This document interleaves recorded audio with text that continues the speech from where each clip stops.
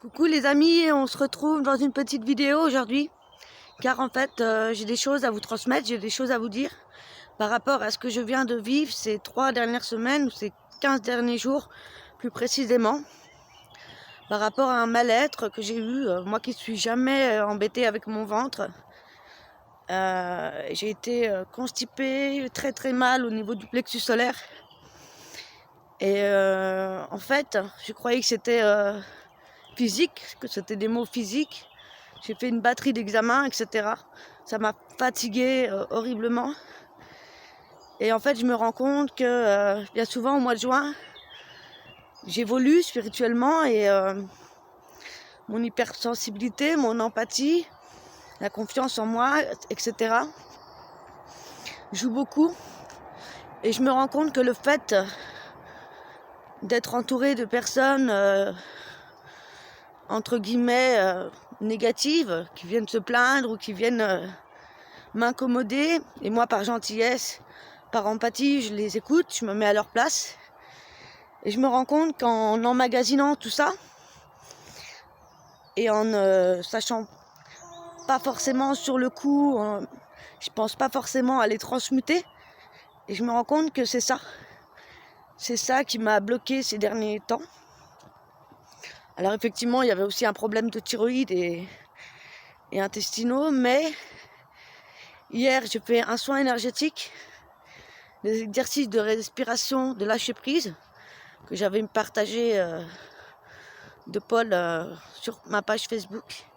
Et en faisant ça, tout s'est débloqué ce matin. Tout s'est débloqué. Et dans ma méditation de ce matin, j'ai reçu le message comme quoi... alors, je vais peut-être vous montrer la forêt. Comme quoi, aujourd'hui, comme vous le savez, on est dans une période de changement, de transmutation. On évolue, comme toujours, hein, on a toujours évolué. Et moi, je suis quelqu'un d'hypersensible, de très émotive, très empathique. Et je veux aider les autres, mais souvent je m'oublie. J'ai cette tendance-là à vouloir en faire trop, ou alors à me disperser parce que je veux faire plein de choses à la fois. Et ça va me fatiguer d'un coup, et du coup ça fait que ça, quoi. Ça monte, ça descend. Et souvent au mois de juin, ça fait quelques années, 3 ans au moins, que début juin, je tombe malade, mais bien. Je me retrouve dans l'incapacité de bouger, je suis très fatiguée. L'année dernière, j'ai fait des purges, hein, j'ai rendu. Et là, j'ai été constipée pendant 3 semaines. Alors au début, je croyais que c'était physique, hein, comme je vous disais. Et en fait, je me suis rendu compte hier que je devais plus transmuter les énergies. Et qu'il fallait que je me protège par rapport à certaines personnes qui vont venir se plaindre, qui vont venir me parler de ses malheurs. Et quand ces personnes repartent, même si je discute 5 minutes avec elles, ça me fatigue à un point. Et ça les recharge eux, en fait. S'ils sont fatigués, en discutant un quart d'heure à 20 minutes, moi je suis fatiguée, eux se retrouvent en pleine forme. Ça s'appelle les vampires énergétiques, j'étais au courant de ça. Et en fait, dans ma méditation ce matin, mes guides m'ont bien fait comprendre qu'il était temps de faire attention avec qui je parlais, je discutais, et aussi, surtout, apprendre à transmuter, à me nettoyer, à me décharger tous les jours. Régulièrement, très régulièrement. Car en fait, alors oui, je peux être guérisseuse, aider les autres, mais il faut d'abord que j'apprenne à plus transmuter mes propres énergies, me nettoyer, car pour aider les autres, il faut être en bonne forme, et il ne faut pas puiser dans nos propres énergies. Quand on fait des soins de magnétisme, des soins de radiesthésie ou autre, il est important de demander l'énergie de la source, de l'univers, et peu importe comment vous gérez ça. Mais il est important surtout de renvoyer ce qui a soigné à la terre, pour ne pas garder ça pour nous. Mais là, je me rends compte que c'était pas forcément les soins énergétiques que j'ai fait dernièrement, mais plus en rapport avec les personnes avec qui je suis. Pourtant, je suis un peu plus seule ces derniers temps, mais je me rends compte que depuis un certain temps, je me laisse impacter par quelques personnes et ça m'a épuisée en fait. Alors ça peut être aussi les enfants, hein. Moi j'ai une petite qui est très active. Ma grande c'était pas du tout ça, elle était très calme. Qui est ici à 3 ans et demi et c'est une vraie pile électrique. Hein. Et le fait d'avoir dû gérer beaucoup de stress ces derniers temps, beaucoup d'angoisses qui sont remontées à la surface par rapport à des choses que j'ai à transmuter et qui sont en voie de guérison, eh bien, je me rends compte que j'ai beaucoup gardé de choses en moi et que le simple fait d'en parler, le simple fait de les écrire, de les jeter ou de les renvoyer à la mer ou dans l'eau ou à la terre, ça libère. Alors voilà, je voulais vous dire ça parce que je pense qu'on est beaucoup à ressentir ces énergies, ces vibrations-là. Alors, si jamais d'un jour à l'autre vous vous sentez mal, que vous avez des douleurs, notamment dans le plexus solaire, et ça peut être aussi au niveau de la gorge. Alors oui, il fait chaud, hein, on a très chaud, il fait lourd. Mais si vous vous sentez mal au niveau du ventre, au niveau de la gorge, c'est qu'il y a des choses à dire, des choses à transmuter. Parce qu'en ce moment, on travaille sur la confiance en soi, sur tous les non-dits qu'on a accumulés depuis notre tendre enfance. Des choses qu'on a gardées pour soi, hein, quel que soit le sujet. Ou une perte de quelqu'un et on n'a pas pu dire au revoir, par exemple. Il est important que vous preniez le temps de vous enregistrer, de dire cela, ou bien de les écrire et de les mettre sous terre ou les renvoyer dans l'eau ou dans vos toilettes. En tout cas, c'est comme les lettres à l'univers, mais là, cette fois, c'est pour s'en débarrasser. Donc, vous pouvez brûler aussi la lettre après. Donc voilà, on est sur ça, donc il va falloir s'ancrer d'autant plus ce mois de juin. Les énergies du mois de juin sont très douces, comparées aux 3 derniers mois qui ont été peut-être pour certains très remuantes. Chacun à sa manière, évidemment. Pour certains, ça va être une hausse de nervosité, d'autres de stress, d'autres d'angoisse. Des choses qui nous bloquent un petit peu la route par rapport à ce qu'on avait commencé à mettre en place en début d'année. Et en fait, ce mois de juin, on nous invite vraiment à lâcher prise, à prendre le temps pour nous, à laisser un petit peu les projets de côté, à suivre un petit peu ce mouvement de lâcher prise. On est vraiment en train de nettoyer encore les vieilles énergies ou les énergies qui impactent notre confiance en soi, notre estime, tout ce qui est au plexus, hein. Notre créativité, qu'elle soit frustrée ou dispersée, le fait de vouloir faire plein de choses à la fois, ou le fait de ne pas assez créer, justement. Donc il est important de revenir à des choses simples, important de vous focaliser sur ce qui vous plaît vraiment, sur ce que vous voulez faire ces 2 ou 3 prochains mois, pas plus. Là, on vous invite vraiment à être le plus possible dans l'instant présent. C'est pas toujours facile, j'avoue. Mais voilà, c'est vraiment ce que je ressens là. Je me rends compte que j'ai de moins en moins besoin de support, de cartes, pour comprendre ce qui se passe. Le fait de prendre le plus de temps à écouter mes émotions, à mes ressentis. Et le fait de voir qu'elles sont validées par des signes, par des synchronicités. Eh bien, ça me prouve que je suis sur la bonne voie. Et qu'on évolue. Alors je suis à Froid, au-dessus de chez moi. J'ai la chance d'avoir la forêt pas très loin. Il y a le fort tout en haut. Alors on ne le voit pas, mais j'ai la chance d'avoir de la verdure autour de chez moi.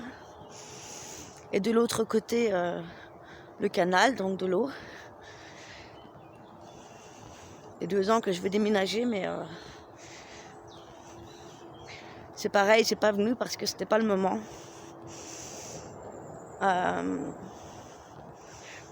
Moi j'ai 33 ans. Ces dernières années, j'ai beaucoup travaillé sur moi, ces 2 dernières années notamment. J'ai compris plein de choses.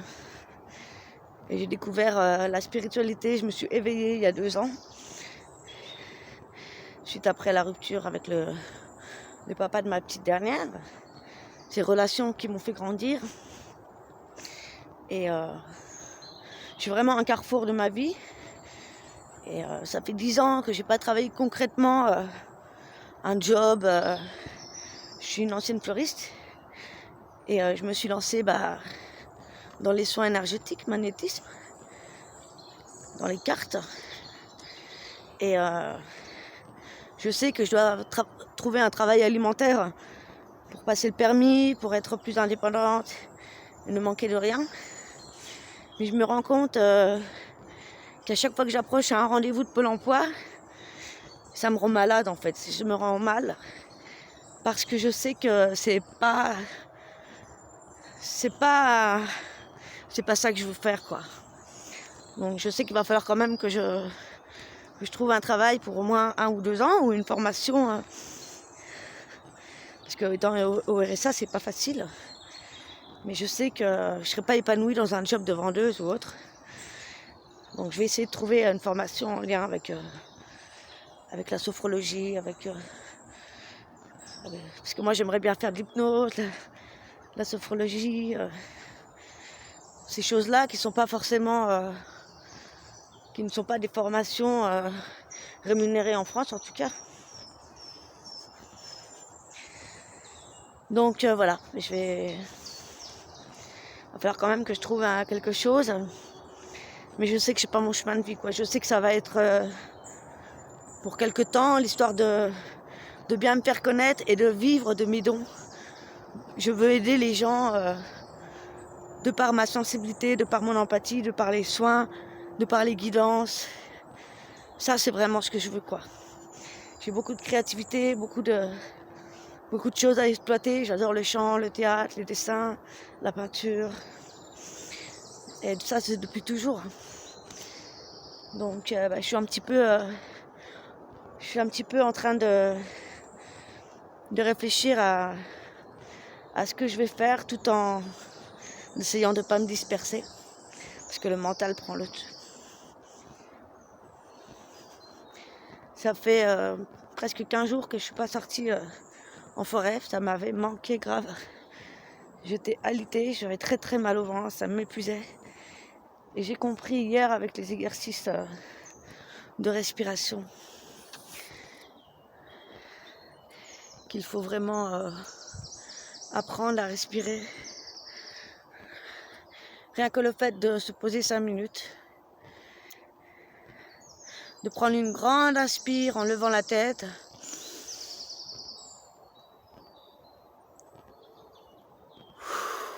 de tout relâcher toutes les épaules, en le faisant plusieurs fois.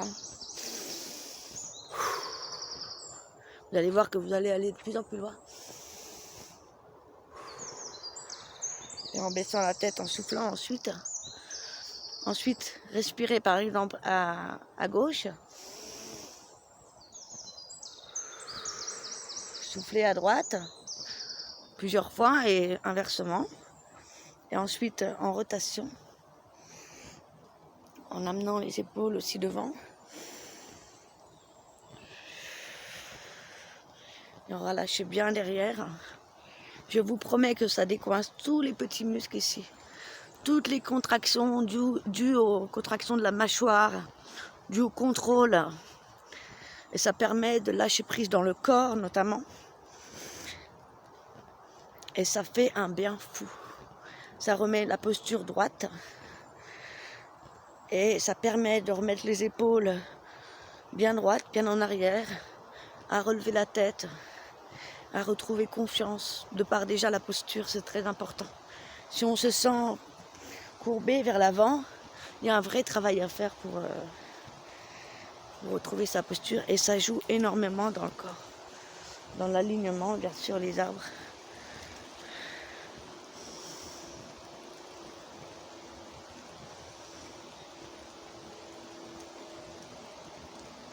J'espère que ces messages vous aideront à comprendre ce qu'on traverse. Si vous avez besoin de conseils par rapport à tout ça, n'hésitez pas à me contacter sur Julie Fleur de Vie, sur Insta, sur Facebook et sur mon email que je mets sur mes pages. Je vais faire plus de vidéos comme ça. Parce que je me rends compte que les cartes, c'est bien, mais les guidances astro, c'est plus mon dada. J'ai envie de vous partager mon évolution et de vous aider par la même occasion. Comme ça, je m'aide et je vous aide en même temps. Et surtout, je vais vous partager tout ce que j'ai appris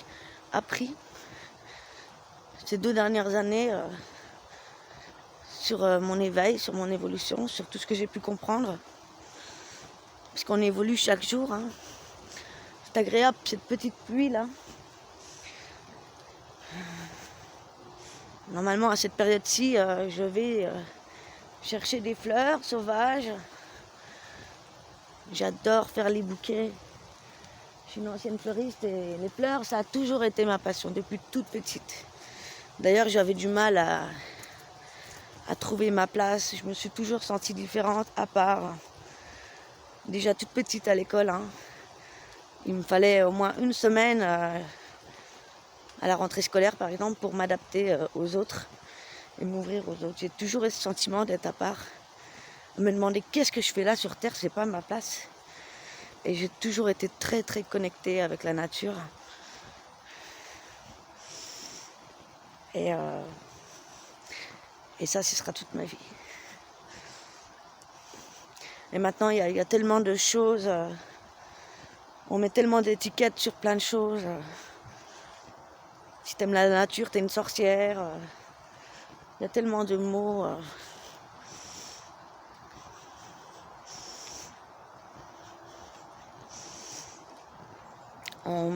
Une médium m'a interpellée justement quand j'étais pas bien sur le fait que je portais encore les blessures de mon passé, de mes parents que j'ai gardées en moi aussi, des choses qu'on n'accepte pas ou des blessures de nos parents que j'ai gardées en moi, que j'ai dû traverser pour comprendre et évoluer. Aujourd'hui, je comprends mieux et aujourd'hui, je me rends compte que j'ai été beaucoup dans le retrait, j'arrivais pas à trouver ma place, encore une fois, et aujourd'hui, je me rends compte que je me redécouvre. Je redécouvre la petite Julie, mon enfant intérieur, celle que je suis depuis toujours et que je mis de côté depuis une vingtaine d'années en fait, depuis le collège. Donc ça fait plaisir, ça fait du bien de se redécouvrir, d'apprendre à s'aimer. Et en faisant ce travail-là sur soi, ça permet vraiment de s'accepter tel que l'on est, quelles que ce soit nos différences, quels que ce soit nos défauts, nos difformités physiques.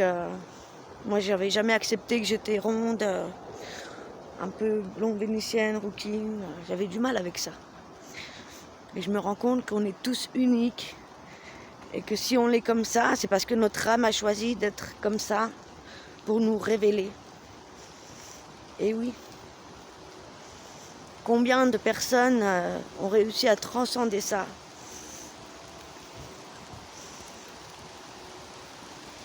Par exemple, un aveugle qui se transcende avec la musique, comme Gilbert Montagnier par exemple, ou des personnes de petite taille